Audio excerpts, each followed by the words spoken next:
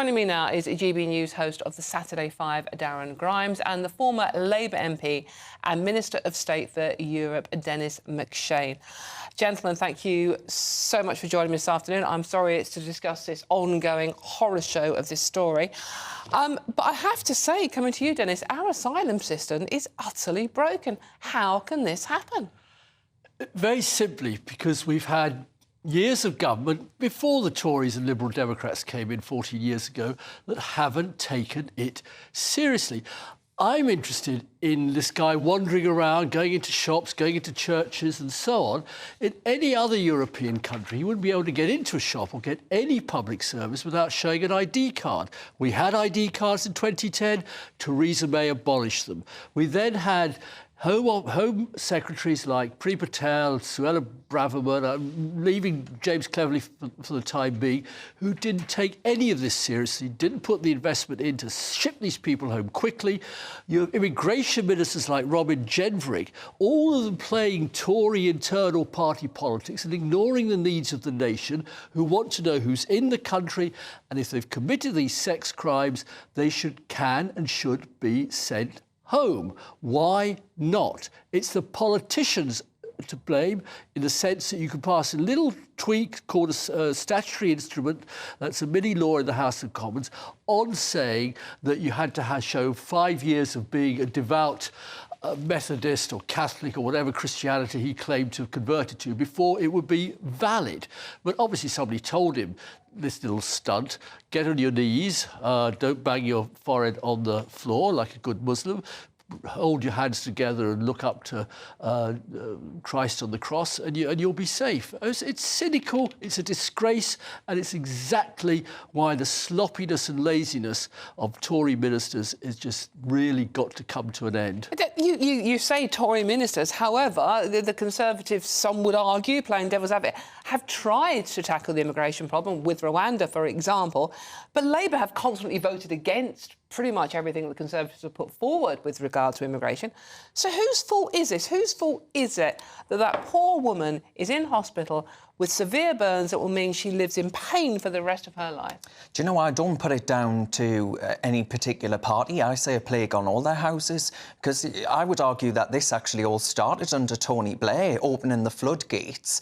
But I definitely think the British people right now, Dawn, are being gaslit. There will be so many viewers watching this right now who just say, time and again, we vote for robust border controls. I keep voting and keep being told that numbers will come down. I don't think we should be welcoming anyone through the asylum system until we can actually prove to the British public that we have some semblance of sanity within the system itself. I think the Archbishop of Canterbury has a few things he ought to answer for as well, because we've heard about this before. The Liverpool bomb, that was a guy who said he converted to Christianity. There's been at least 2 other recent examples. Exactly. Yeah. And it was a priest that said, yeah, of course, you know, he's seen God, he's come to the faith, the one true God and all the rest of it, and here we bring him in, come one, come all.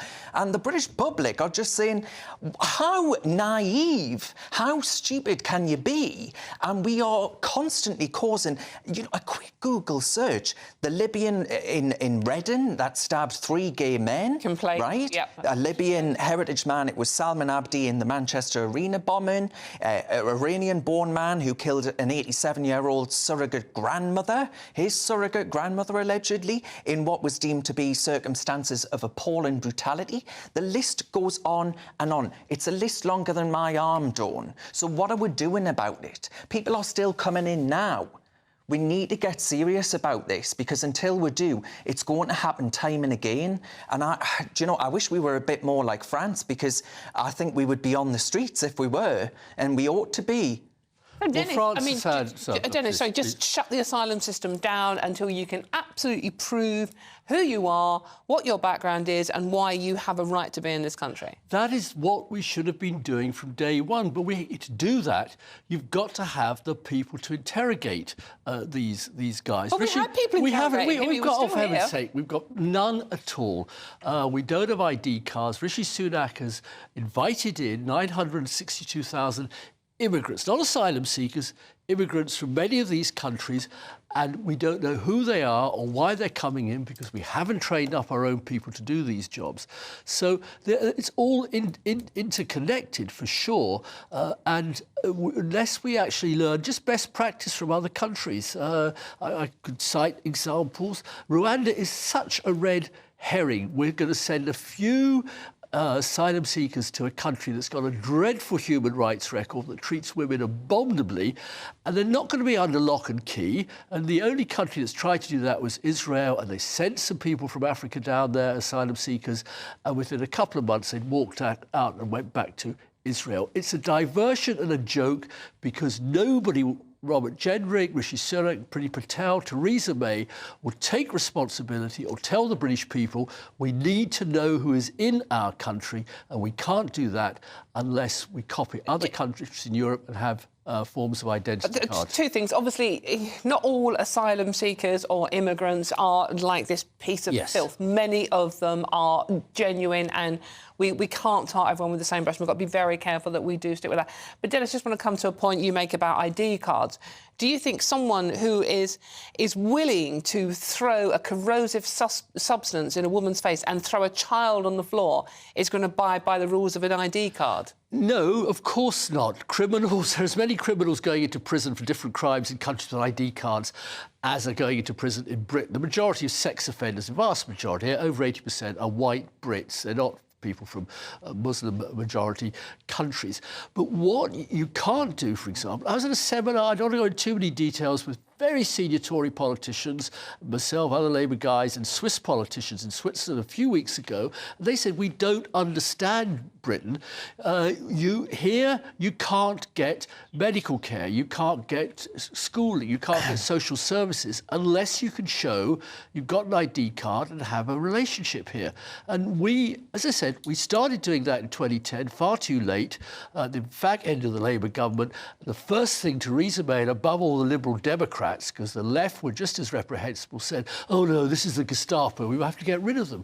And so this man, and he wanted to get he was working in a pizza parlour, was that right? Did we hear? So you couldn't get that, you couldn't get that job anywhere in Europe unless you showed that you had an ID card and the right to be here. But Darren, we appear to be going down the rabbit hole of ID cards. Sorry, you're right, it's not that important. Solve the problem? Well, we wouldn't even be having this discussion if we hadn't welcomed a load of Islamist extremists to the country who have precious little respect for women, precious little respect for the laws of the land, and precious little respect for actually sharing British values and views. I think it's absolutely absurd to actually sit there and argue that we need to be more like Europe on this when Europe is absolutely rampant with the same problems. It was Angela Merkel that welcomed, what, 500,000 to 1 million people to Germany? What's that done to Germany? Look at Sweden. It is an insanity. Europe has lost its mind. We in Britain need to remember that. Darren, just leave the Europe bashing behind for a second. It is a point, though. It's a fair point. Rishi Sunak has invited exactly the same number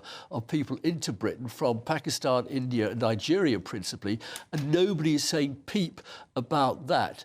Well, I am. Well, good. I mean, very good for you. It's a battery of measures that are needed. Above all, we need staff. Patrick Chisty, one of your colleagues here... You keep saying that. Sorry, Dennis. You keep saying we need staff, but it's the staff that have just said this week that Turkey's not a safe country. It's the staff in the Home Office that are the problem. They are the ones that aren't actually ensuring that we can have a robust border policy that ensures that the British public are safe. So I don't understand why you keep saying this. The staff right now are saying Turkey, where 3 million British people don't go on holiday, isn't safe to send migrants back to. It's a real problem, unfortunately, because if you really want the sexist and ugly anti-women people in this Britain, in this country, talk to Ofcom and ask why they don't. Their head of Ofcom is an elite member of the Blob, doubled her salary when she went to run Ofcom, done nothing to stop online sexual abuse, especially of children. We go right back to the objectification of children by Rupert Murdoch that just turned our country into sort of cheap, sleazy, low-grade porn in our own newspapers.